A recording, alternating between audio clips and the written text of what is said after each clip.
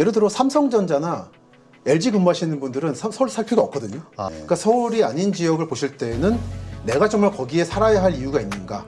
이제 거주 목적으로는, 투자 목적으로는 그 배후가 되는 공장이 지속성이 있는가를 봐야죠.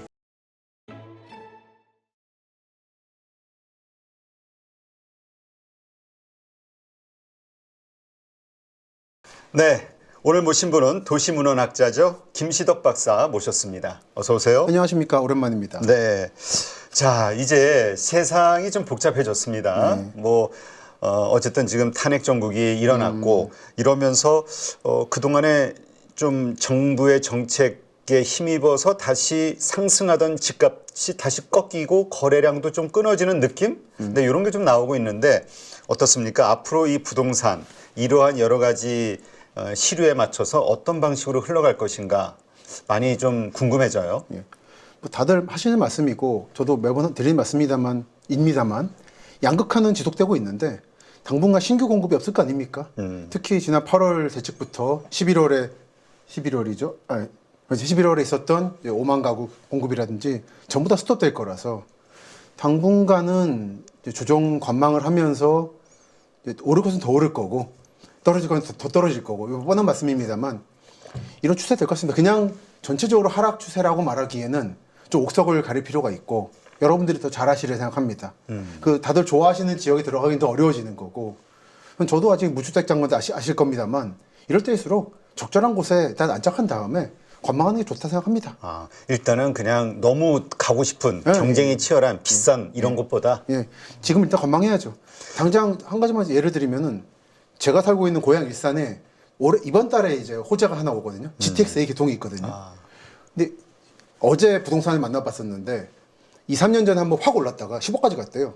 그랬다가 2, 3억 떨어졌고 다시 오른 추세입니다. 근데 이게 GTX-A 경우는 서울역까지 가는데 이제 19분 걸려요. 킨텍스부터. 그래서 그 기대 심리가 있는 거고 그 다음 삼성역까지 가게 되는 게 아직 남았거든요. 그럼 또 몇 년 걸릴 거고 한 6, 7년 정도까지 장기적으로 봤을 때는 상승이 예상되기 때문에 그런 데를 너무 잠깐 중간 들었다가 빠지시는 게 아니라면은 거주용으로는 좀 더 고민해 보실 필요가 있지 않겠나. 근데 이제 많은 분들이 두 가지 의견이 너무 갈려요. 그러니까 얼마 전에 있었던 상승 그게 그냥 하락에서의 데스켓 바운스 그렇죠. 이 정도였다. 앞으로 더 크게 하락할 것이다 라고 생각하시는 분들. 그리고 어떤 분들은 아까 말씀하신 대로 이제 신규 공급이 약해지기 때문에 더 올라갈 거야. 그렇죠. 그리고 지금 돈값이 자꾸 떨어지니까 이렇게 생각하시는 극과 극이잖아요. 그러니까 어떤 결정을 못 하는 거라. 그러니까 양극화 상황이고 그러니까 나한테 들어올 가성비 좋은 집은 아마 없을 건데 비싼 집들은 더 오를 거라는 거. 그런 데를 지금 당장 들어가실 건 없다고 생각은 합니다. 아직은 좀 불확실하니까 저는 좀 어떻게 될지. 다만 이제 오늘 질문이 이미 있습니다만 신규 택지 공급들은 아마 대체로 몇 년간 스톱될 거라서 그런 감안하셔야죠. 공급이 부족해질 것 같습니다. 지금 재건축 이 추진하는 사업들 이것도 좀 요새 전국이 혼란스러우니까 그렇죠. 어쨌건 뭐 몇 개월간 여러 가지 혼란이 좀 지속될 거라고 본다면 어떻게 될 것이냐. 이 전망을 또 좀 해봐야 될 것 같아요.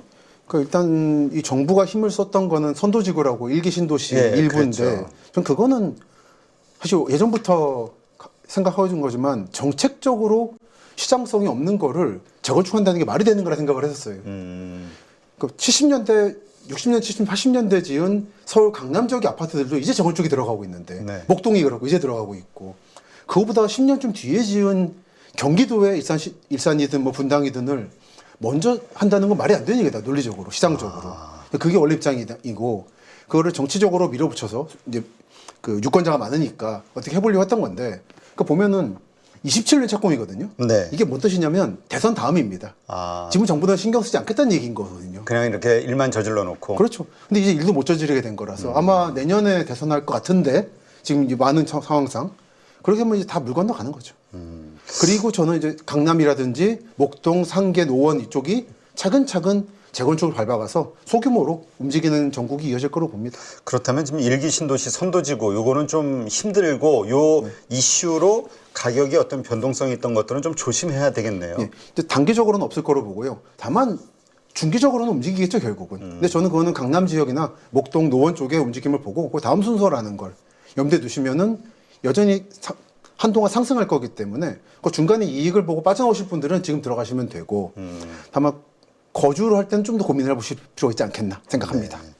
자, 그래도 어쨌든 재건축 뭐 여러 곳에서 지금 네. 공사들이 이제 그렇죠. 작업들이 시작이 네. 되고 있으니까 어떻습니까? 그래도 살아남을 재건축 있을까요? 그 재건축도 양극화라는 말을 많이 하죠.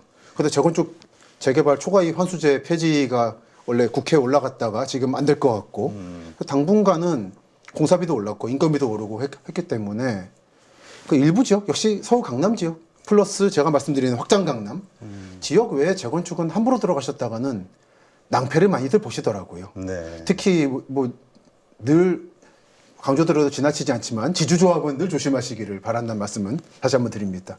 낭패 보는 사례 많이 봅니다. 뭐 특별한 이유가 있을까요? 지주조합에서 낭패 보는 이유? 그러니까 기본적으로 전문가들이 아닌 사람들이 조합을 하기 때문인 거죠.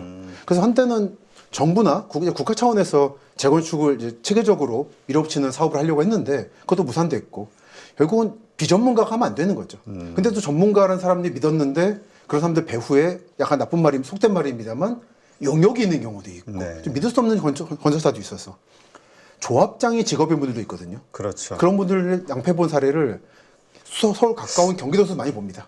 가끔 뉴스 보면 조합 비리 사건들 많이 터지긴 하더라고요. 맞습니다. 기본적으로 조합장이 된다는 건 이제 펜트하우스를 얻을 것이냐, 감옥에 갈 것이냐, 양갈래라고 하는 말도 많이 하더라고요. 조심하시기 바랍니다. 네.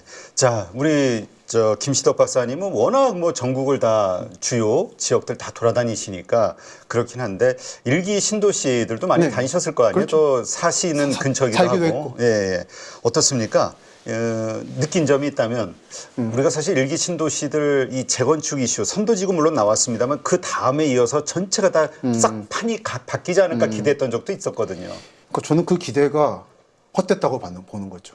그러니까 역시 일은 순서대로라. 저는 시장 논리가 당연하게 모든 걸 말한다 생각하는 입장에서 서울 강남도 안 되는데 경기도 지역이 먼저 된다는 건 말이 안 되는 거다라는 게 제 기본 입장입니다. 변하지 않는. 지역의 차이라고 보시는 거예요? 예. 다만 이제 분당 정도는 가능한 거죠. 시장성이 있으니까. 오히려 그 경우는 국가가 막지 않으면 된다. 뭐 연한이 안 됐으니까 허가 못 하겠다. 그런 것만 아니면 되는 거고 나머지 지역은 속도가 많이 늦춰질 거다. 다 아시는 겁니다만 일기 신도시 5개라고 하지만 대전, 둔산 빼고 고양, 일산하고 성남, 분당은 국가적인 차원에서 했던 거고 나머지 3개는 지역 차원에서 했다고 원래 했던 거거든요. 네. 그걸 노태우 대통령 때 이제 200만 호 숫자 맞추려고 끌어먹고 있기 때문에 구분해서 봐야 되는 거고. 근데 일산하고 분당인데 일산은 뭐 아시다시피 이제 분당 비해 원래 좀 시장성이 약했는데다가 요즘 GTX, 킨텍스역이 그 약간 떨어진 데 만들어지고 있어서 중심이 옮겨가는 중이라 여기 남는 건 분당인 거죠. 분당 뭐 판교도 있고 하니까 워낙 동탄도 있고 그래서 그 지역 가보면은 동탄이나 오산이나 이쪽 분들은 결국 분당까지 가는 게 목표더라고요. 네. 서울까지는 생각하지 않고 이제 생활권도 달라지니까 그런 상황에서는 분당만 가능성이 있다고 봅니다. 네. 여기는 국가가 방해만 하지 말아라는 말씀을 드리고 싶네요. 그러니까 만약에 그 일기 신도시의 재건축이 됐든 아니면 그 좀 뭔가 신도시 가운데서 선택한다 하면 분당 쪽 그렇죠. 여러 가지 면을 봤을 때 그렇죠. 네. 투자 가치론 그렇고 근데 저는 제가 살고 싶은 곳이라고 한다면 구입하는 말고 거주.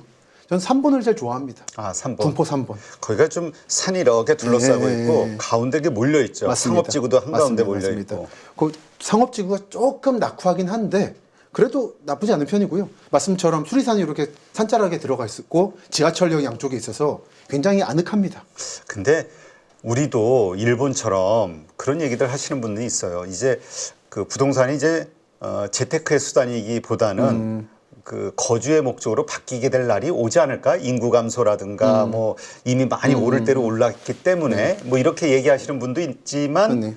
또 뭔 헛소리라고 생각하시는 분도 많아요. 뭐 헛소리까지는 아니지만 이제 거주의 대상으로서 부동산을 보는 시각이 늘어날 건 사실이고 왜냐하면 양극화되고 있으니까 점점. 하지만 핵심 지역의 투자 가치로서는 저는 변함은 없을 거라고 봅니다. 이게 여러분들이 전국적 차원에서 인구 감소를 말씀하시는데 그거랑 양극화는 같이 가는 문제입니다. 인구가 줄어들면 더 집중돼요. 그래서 파주 운정 말씀을 자주 드리는데 굉장히 넓은데 지금 도시가 만들어지고 있잖아요. 서쪽은 GTX 운정중앙역이고 동쪽은 경의선 운정역. 네. 두 거리가 걸어서 1시간 10분 거리고 차로 15분 거리입니다. 여기가 아직도 안 끝났어요, 공사가. 2기 신도시죠. 여기가 채워지고 난 뒤에나 이제 수도권 내에서의 인구가 감소되기 시작할 거라서, 그러니까 전국적 인구 감소와 수도권 지역에서의 집중화는 다른 문제다. 여러분 그게 너무 혼동하시면 안 된다. 네. 그러니까 결국은 계속 똘똘한 한 채. 이 그렇습니다. 얘기가 맞는 얘기예요. 맞습니다. 그래서 역세권 혹은 그렇습니다. 중앙, 서울 이쪽으로 그래서- 들어오는 거. 예. 자, 그렇다면 지금 우리가 지금 그 아까 얘기하신 대로 뭐 서울, 중앙 정말 괜찮은 곳을 살만한 어떤 여력이 안 된다 했을 때는 결국 수도권, 외곽 지역을 볼 수밖에 없는 거잖아요. 그렇죠. 그렇다면 어디가 가장 괜찮을까? 서울을 목표로 하는 뭐 직장이 됐든 뭐 여러 가지 이유로 뭐 서울에 목표로 하지 들어오는 않더라도. 분들. 그러니까 서울을 목표로 하지 않는다는 말씀을 먼저 드려야 되는 게, 예를 들어 삼성전자나 LG 근무하시는 분들은 서울 살 필요가 없거든요. 아, 거의 저기 오산 평택. 네, 이쪽에 공장이 있으니까. 그리고 반대로 말하면 다른 지역 분들이 거기 요즘 좋다더라만 말만 듣고 가시면 안 돼요. 거기는 그분들을 위한 공간이기 때문에 그 직장이 근처에 있는 분들에게는 좋지만 거기 직장이 없는 분들에게는 지나치게 비싼 게 되는 겁니다. 네. 그러니까 서울이 아닌 지역을 보실 때에는 내가 정말 거기에 살아야 할 이유가 있는가? 이제 거주 목적으로는, 투자 목적으로는 그 배후가 되는 공장이 지속성이 있는가를 봐야죠. 네. 요즘에 삼성 평택이 좀 공장 건설 속도를 늦추면서 평택이 좀 우는 소리 나오고 있지 않습니까? 엄청 많이 그러니까 좀 많이 약간- 하락했다고. 예, 맞습니다. 네. 물론 평택은 이따 말씀드리겠지만 서쪽과 동쪽이 아주 다르기 때문에 동쪽의 얘기입니다만, 삼성전자 평택 캠퍼스를 거점으로 해서 만들고 있는 이제 지제 세교 신도시, 네. 그 위에 또 브레인시티라고 또 짓고 있어요. 그리고 평택 역 주변에 전통적 중심지도 재건축이 들어가고 있는데 속도가 확실히 떨어졌더라고요. 그리고 아직 브레인시티 이런 데든 이제 분양도 많이 하고 있는데 잘 안 되는 것도 사실이고. 네. 근데 그렇습니다만 그런 지역은 저는 사실은 삼성이나 또는 충청남도 쪽도 삼성이나 LG 많잖아요. 이런 공장들에 근무하시는 분들은 여전히 매력적인 지역이다. 네. 다만 다른 지역 분들은 조심해서 들어가시라. 거기가 거점이 아닌 분들에게는 제가 볼 때는 가성비가 떨어져요. 그러니까 결국은 그 내에서 직장이 가깝고 그렇죠. 뭐 이래야. 예, 딴 것도 마찬가지인 거죠. 저는 이제 하나만 이제 일반적으로 어디 가서 찍어드리진 않는데, 네. 제가 답사를 했을 때 좀 마음에 들었던 데가 있었어요. 하나. 이거는 뭐 말씀드려도 뭐 땅 없습니다. 네. 오해하지 마시고. 저 같으면은 예를 들어서 시흥 시청역, 네. 여기가 시흥시의 중부 지역입니다. 잠깐만 지도 하나 보여드릴게요. 이거 요즘에 좀 말씀드리고 있는 거라서, 시흥시가 보면은 북부는 부천권이고 네. 인천권이고 남쪽은 안산권입니다. 이 공단이죠. 네. 이 중앙 지역이 사실 비어 있었어요. 그랬다가 시청이 이쪽에 있으면서 시청 신도시가 만들어지고 있습니다. 네. 그 여기가 서해선하고 또 신안산선이 일로 와요. 그래서 저는 이거 가격 보니까 4, 5억대에서 거래되더라고요. 만약에 서울 서부 지역, 여의도나 서울역까지를 거점으로 하시는 분이라면 예를 들어 이런 데도 좋은 거다. 근데 말씀드리면 대부분 모릅니다. 이게 어디 있는 거냐고. 그렇죠. 그러니까 자기가 직장과 이제가 살아왔던 생활 환경을 보시고 이런 데도 가능한 거다. 또는 동부 지역의 거점인 분들은 요즘 이제 3기 신도시 중에 왕숙 같은 데가 지금 가보면은 공사할 심해가 이름 자체가 좀 낯설긴 한데. 낯설죠. 근데 그런 데가 좋습니다. 가성비가 좋다는 뜻이에요. 지금 마침 또 3기 신도시 얘기하셨으니까 예. 지금 연내 착공하는 곳이 있나요? 지금 3기 신도시 조용하게 어떻게 흘러가는지 모르겠어요. 그러니까 착공이라는 게 개념이 여러 개 있습니다만, 예를 들어 얼마 전에 제가 3기 중에 계양 쪽을 다녀왔는데, 여기 보시면 빈 땅 하나 보이죠? 네. 인천 계양 테크노밸리 공공주택지구 하고 부천 대장 공공주택지구. 네. 여기가 3기인데 제일 지금 시장성 좋은 데 여기죠. 부천 대장지구. 부천대장. 여기는 대기업들로 들어오기로 했고, 여기가 대장 홍대선이 확정된 상태거든요. 그래서 홍대까지, 사실 여기는 부천시지만 홍대권입니다. 네. 그리고 요 계양을 다녀왔는데 대부분 지금 다 갈아엎었어요 이미. 그러니까 갈아엎은 상태부터 착공이라 본다면 거기가 이제 토지, 그러니까 뭐지? 이거 다지기. 다 다시 들어왔습니다. 마을들이 있고 논이 있던 거 갈아엎었고, 보시면 이런저런 이제 블럭들이 이제 뜹니다. 좀 있다가 이렇게 뜨죠. 26년 나오는. 네. 26년은 안 될 것 같은데, 이거는 뭐냐면 지선과 대선 사이 기간이 26년 10월, 12월입니다. 대체로 그래서 요거는 정치적인 구호라 보시면 되고, 어쨌든 시작됐습니다. 네. 근데 다만 이제 모든 3기 신도시가 다 똑같은 속도는 아니란 말씀은 드리고, 이따가 질문이 또 있을 것 같네요. 그 외 지역은 어때? 지금 왕숙, 그다음에 그때 몇 개였죠? 그 말씀하신 대로 부천대장, 5개가 왕숙, 그다음에 과천. 그렇죠. 잠깐 하나 보여드릴게요. 3기 신도시. 왜냐하면 저게 또 나와야 그렇죠. 지금 뭐 신주택에 대한 수요들이 증가하고 있다고 하는데. 맞습니다. 이제 3기 신도시 사이트인데, 여기서 기본적으로 주요 지구가 왕숙, 네. GTXP가 올 겁니다. 이건 하는 거고 아. 수익은 안 나겠지만 그 계양 방금 말씀드렸지만 이제 갈아엎기 시작했습니다. 그리고 하남 교산은 뭐 유명하죠. 이제 확장 강남이랄까 강남 4구의 후보 중에 하나가 하남 교산이기 때문에 여기가 그럼 가장 인기가 있을까요? 인기 있을 겁니다. 하남 교산이? 다만 이제 한 가지 걸림돌이 있다면 요거 제가 찍어드릴게요. 교산 신도시. 뭐 사진도 있긴 합니다만 안 보셔도 될 것 같고요. 남한산성은 아시죠? 네. 그 위쪽에 골짜기에 만드는 게 교산 신도시예요. 여기는 3호선이라든지 올 거기 때문에 교통도 확실하고요. 최근에 그 환경이 되게 좋을 것 같은데 공기가? 네, 맞습니다. 5호선도 여기 왔고 이미 그 바로 앞에 한강이에요. 네. 뭐 스타필드도 있고 하남 아주 좋은 곳입니다. 그래서 빠르게 진행되고 있고 이런 곳은 인기 좋죠. 그러니까 김포에 비해서 하남이 알짜배기예요. 보면 5호선 연장도 이뤘지, 3호선도 연장될 거지, 또 최근에 요 8호선 연장도 했잖아요. 네. 하남 쪽에. 그래서 좋습니다. 그리고 이제 남양주 왕숙이 1, 2는 붙어 있습니다. 네. 여기는 모두가 가실 건 아니고 이 경기도 동북부가 다 마찬가지인데 이 지역에 거점이 있으시거나 직장이라든지 그리고 가성비가 좋은 걸 따지신다면 여기가 좋다 생각합니다. 진접도 그렇지만 그리고 이제 고향 창릉이 또 거의 교산만큼이나 좋은 곳이죠. 왜냐하면 근데 고향 그러니까 예를 들어서 예. 그 주거하시는 분들 목적이 주거라 하더라도 좀 투자 목적도 있어야 되는데 이런 생각하시는 분들이 일산에서 크게 좀 예, 기어가지고 예. 고향 이쪽 잘 안 보시는 것 같더라고 심리적으로. 고향이 근데 넓어서 예. 그러니까 실거주 목적이라면 운정이나 일산인 거고 이제 투자도 생각한다면 창릉이죠. 창릉. 보시면은 여기가 지금 창릉이거든요. 네. 서울이 여기죠. 창릉, 일산, 운정이 순서가 뭐 아시겠죠? 이래가지고 아주 하나 보여드릴게요. 지금 서울, 창릉, 일산, 네. 고향, 아, 운정 그래도 서울에 일산보다 딱 붙어 있어요. 각 붙어 있군요. 그래서 재밌는 게 하나 있습니다. 제가 2019년에 아마 딴 데서 발표할 거나 잠깐 했었는데 2019년에 이쪽 답사를 갔다가 일산 신도시에 주염역에서 받은 겁니다. 고향 3기 신도시 반대 운동. 아, 그래서 운정과 일산이 연합해서 하는 무슨 뜻인지 아실 겁니다. 그렇게 되면 여기가 더 인기가 예, 떨어지니까. 예, 예, 예.